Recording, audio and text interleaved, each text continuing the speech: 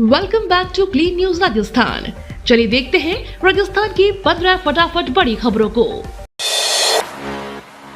दक्षिणी राजस्थान की दोनों सीटों पर मुकाबला दिलचस्प। राजस्थान में विधानसभा उपचुनाव के प्रचार प्रसार का दौर अंतिम चरण में पहुंच चुका है। वहीं पार्टियां अपना दमखम भी पूरी तरह से झोंक रही हैं। जीत दर्ज करने के लिए नेता और कार्यकर्ता एक एक वोट जोड़ने में जुटे हैं, लेकिन असल मुश्किल तो बागी नेताओं ने बढ़ा रखी है। पूरी पार्टी इन बागी नेताओं को मनाने में जुटी हुई है। कुछ को मना लिया गया है, जबकि कुछ को अब भी मनाने में जुटे हैं। दक्षिणी राजस्थान की दो सीटें 84 और सिलंबूर विधानसभा सीट पर मुकाबला त्रिकोणीय है, जहां बीजेपी कांग्रेस के बीच भारत आदिवासी पार्टी ने मुकाबले को दिलचस्प बनाया हुआ है। राजस्थान उपचुनाव में कश्मीर की एंट्री। राजस्थान में उपचुनाव की तैयारियों में बीजेपी ने अपनी पूरी ताकत झोंक दी है। इसी क्रम में टोंक जिले की देवली उनियारा विधानसभा सीट से बीजेपी प्रत्याशी राजेंद्र गुर्जर के समर्थन में मुख्यमंत्री भजन लाल शर्मा ने सभा को संबोधित किया। सीएम भजन लाल शर्मा ने कहा कि हम चुनाव में अपने संकल्प पत्र लेकर आए थे। हमने जो संकल्प पत्र में कहा था और 11 महीने में 50% काम पूरे किए हैं। मुख्यमंत्री शर्मा ने जम्मू कश्मीर विधानसभा में धारा 370 को हटाने के प्रस्ताव और सदन में चल रहे लात घूसों पर कांग्रेस की नीयत पर सवाल उठाते हुए हमला बोला। उन्होंने कहा कि कांग्रेस धारा 370 को हटाने वालों के विरोध में खड़ी है, लेकिन मैं कहता हूं कि राहुल गांधी तो क्या, उनके पापा भी ऊपर से नीचे आ जाएं तो अब धारा 370 पर स्थिति नहीं बदल सकती। राजस्थान में उपचुनाव बीजेपी के लिए अग्नि परीक्षा। राजस्थान में विधानसभा उपचुनाव की वोटिंग में अब कुछ ही दिन बच गए हैं।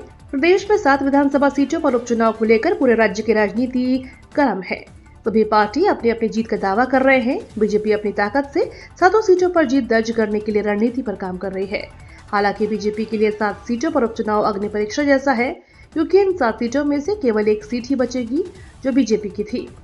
ऐसे में सभी सीटों पर जीत कड़ी चुनौती है। प्रदेश अध्यक्ष मदन दिलावर ने माना था कि उपचुनाव उनके और सीएम के लिए लिटमस टेस्ट है, लेकिन इसी बीच राजस्थान में सबसे चर्चित चेहरे को तलाशना शुरू हो गया है। वो है राजस्थान की पूर्व मुख्यमंत्री और दिग्गज नेता वसुंधरा राजे। अब दम तोड़ रही है स्कूली बच्चों के लिए राजस्थान की सरकारी योजना। राजस्थान में जहां सरकार कई नई योजनाओं को लागू करने का ऐलान कर रही है, शिक्षा विभाग में तो कई योजनाएं हैं जिसके विस्तार की चर्चा हो रही है। ऐसे ही सरकारी स्कूल में अब यूनिफॉर्म के साथ स्वेटर और जूते मुफ्त में बांटने का ऐलान किया गया है, लेकिन योजनाओं का कितना क्रियान्वयन हो रहा है इसके बारे में शायद ही किसी को जानकारी होती है। ऐसे ही एक योजना है जो स्कूल में बच्चों के नामांकन बढ़ाने के लिए शुरू की गई थी, लेकिन धरातल पर यह योजना दम तोड़ने के कगार पर है। इस योजना का नाम है मुख्यमंत्री बाल गोपाल दूध योजना। 2024 की काउंसिलिंग में बढ़ी एमबीबीएस की 8,672 सीट्स, खुले 72 नए संस्थान। शैक्षणिक सत्र 2024-25 के लिए रिकॉर्ड नए 72 मेडिकल संस्थानों की स्थापना की गई। इनमें 6,850 एमबीबीएस सीटों पर प्रवेश की अनुमति दी गई, जबकि 30 पुराने मेडिकल कॉलेज में 1822 सीट्स पड़ी हैं। National medical commission and make नई दिल्ली की ऑफिशियल वेबसाइट पर शुक्रवार को ताजा आंकड़े जारी किए गए। एजुकेशन एक्सपर्ट्स देव शर्मा ने बताया कि 72 मेडिकल संस्थानों में से 8 राजस्थान में स्थापित किए गए हैं। जयपुर में लागू होगा एनीवेयर सिस्टम, पूरे राज्य में कहीं भी बनवा सकेंगे लाइसेंस। जयपुर शहर में अब वाहनों के पंजीयन या ड्राइविंग लाइसेंस को लेकर शहरवासी एरिया के आधार पर 2 हिस्सों में नहीं बटेंगे। जयपुर आरटीओ प्रथम ने आमजन की पीड़ा को समझते हुए मुद्दा परिवहन मुख्यालय के समक्ष उठाया है। साथ ही ड्राइविंग लाइसेंस के लिए 250 रुपए लगने वाली अतिरिक्त फीस भी खत्म करने की मांग की है। राजेंद्र राठौर ने बीएपी पर साधा निशाना। डूंगरपुर जिले में 84 विधानसभा चुनाव को लेकर नेताओं की भाग दौड़ शुरू हो चुकी है। वहीं बयानबाजी भी तेज हो गई है। भाजपा नेता और पूर्व चिकित्सा मंत्री राजेंद्र राठौर कल शुक्रवार को 84 पहुंचे, जहां उन्होंने भाजपा प्रत्याशी के समर्थन में चुनाव प्रचार किया। वहीं उन्होंने बीएपी को लेकर जमकर निशाना साधा। उन्होंने कहा कि बीएपी ने आदिवासी क्षेत्र के युवाओं को गुमराह करने का काम किया है। अब लोग जानते हैं कि आदिवासी पार्टी जीत भी गई तो अकेला चना भांड नहीं फोड़ सकता। डबल इंजन की सरकार के साथ रहेंगे तो फायदा होगा। भिक्षामदेही के बाद किरोड़ीलाल मीणा ने बैलगाड़ी से मांगे वोट। राजस्थान में 7 सीटों पर 13 नवंबर को होने वाले उपचुनाव के लिए सभी दलों और उम्मीदवारों ने प्रचार में पूरी ताकत झोंकी हुई है। इसी कड़ी में किरोड़ीलाल मीणा हॉट सीट दौसा में चुनाव के लिए नए नए तरीके अपना रही है। कल उन्होंने चुनाव प्रचार के लिए बैलगाड़ी का सहारा लिया और दौसा के कई गांवों में रोड शो निकाला। ऐसे में माना जा रहा है कि किरोड़ीलाल मीणा अपने भाई को जीत दिलाने के लिए कोई कसर नहीं छोड़ना चाहते। आपको बता दें कि रोडीलाल मीणा द्वारा अपने भाई जगमोहन मीणा के लिए इस तरह के प्रचार करने और वोट मांगने के तरीके की चारों तरफ चर्चा हो रही है। इससे पहले कि रोडीलाल मीणा ने हाथ में कमंडल और गले में भिक्षामदेही लिखा हुआ पोस्टर पहनकर लोगों से वोट की भीख मांगी थी।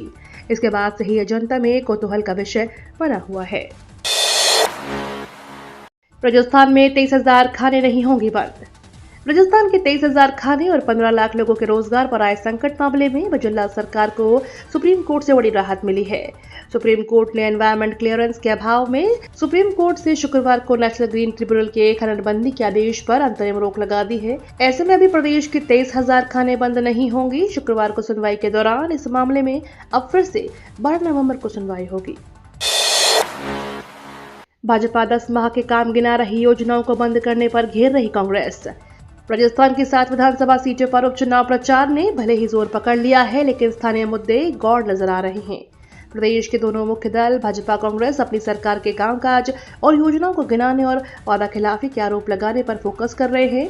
भाजपा सरकार अपने काम गिना रही है तो कांग्रेस उनकी पिछली सरकार में कराए कामों के साथ योजनाओं को बंद करने का आरोप लगा रही है। हालांकि कुछ सीटों पर स्थानीय बड़े मुद्दे यमुना जल, पलायन, बेरोजगारी आदि पर चर्चा की जा रही है, पर ग्रामीण क्षेत्रों में बिजली, पानी और सड़क के मुद्दे गौण हैं। किसानों की बल्ले बल्ले, कृषि और अकृषि ऋणों के ब्याज पर मिलेगा भारी अनुदान। राजस्थान सरकार के दीर्घकालीन सहकारी कृषि और अकृषि ऋणों पर ब्याज अनुदान योजना 2024-25 लागू करने के लिए आदेश जारी कर दिए गए हैं। प्रदेश में यह पहली बार होगा जब दीर्घकालीन कृषि ऋणों का समय पर चुकारा करने पर 7% ब्याज अनुदान दिया जाएगा। यह अनुदान वर्ष 2024-25 के दौरान वितरित ऋणों का समय पर चुकारा करने पर दिया जाएगा। यह जानकारी शुक्रवार को सहकारिता राज्य मंत्री गौतम कुमार दत्त ने दी। राजस्थान में 63,000 करोड़ के MOU पर हुआ करार।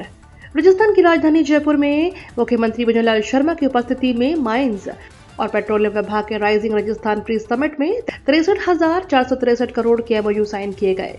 इस अवसर पर MOU समारोह में राज्य सरकार की ओर से प्रमुख शासन सचिव माइंस टी रविकांत और निदेशक माइंस भगवती प्रसाद कलाल और MOU करने वाली संबंधित संस्थाओं के प्रतिनिधियों के बीच करार पत्रों का आदान प्रदान हुआ। मुख्यमंत्री ने कहा कि हमने राज्य में औद्योगिक निवेश के अनुकूल वातावरण बनाया है। इससे प्रदेश की प्रगति, आर्थिक विकास और रोजगार के अवसर विकसित होंगे। सीएम ने विदेश यात्रा की चर्चा करते हुए कहा कि जापान के प्रतिनिधियों ने बताया कि वे राजस्थान में अच्छा मुनाफा कमा रहे हैं। इस तरह की कोरिया की कोरोसिंग स्टोन कंपनी सहित अन्य कंपनियों ने भी राजस्थान की निवेश करने के लिए रुचि दिखाई है। सांभर झील में नहीं थम रहा पक्षियों की मौत का मामला।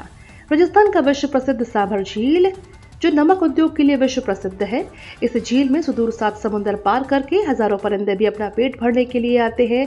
लेकिन अब इसी सांभर झील में 26 अक्टूबर से अब तक एविएशन बोटुलिज्म नामक बीमारी के कारण 500 से अधिक पक्षियों की मौत हो चुकी है। एक अधिकारी ने शुक्रवार को यह जानकारी दी। उन्होंने बताया कि उपचार के बाद करीब 38 पक्षियों को झील में छोड़ा गया। केंद्रीय एवियन अनुसंधान संस्थान बरेली से आई जांच रिपोर्ट में प्रवासी पक्षियों की मौत की पुष्टि हुई है। जांच में पता चला है कि पक्षियों की मौत बोटुलिज्म के कारण हुई है। चैंपियंस ट्रॉफी के लिए भारत का इनकार, दुबई में खेलने को राजी। भारत ने पाकिस्तान में चैंपियंस ट्रॉफी खेलने जाने पर आईसीसी और पीसीबी को आधिकारिक रूप से लिखित जवाब दे दिया है। भारत ने आईसीसी की रिक्वेस्ट की है कि सुरक्षा कारणों के चलते चैंपियंस ट्रॉफी में मैच दुबई में शिफ्ट कर दिए जाए। 19 फरवरी से 9 मार्च 2025 के बीच चैंपियन ट्रॉफी खेली जाएगी, जिसे पाकिस्तान होस्ट कर रहा है।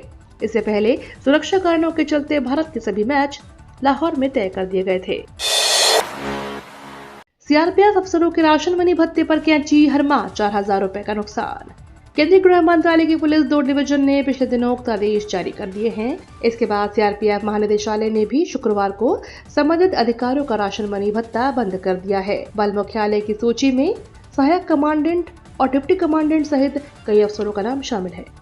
ये तो थी राजस्थान की बड़ी खबरें। रोजाना सबसे पहले अपडेट पाने के लिए क्लीन न्यूज राजस्थान को अभी सब्सक्राइब करें।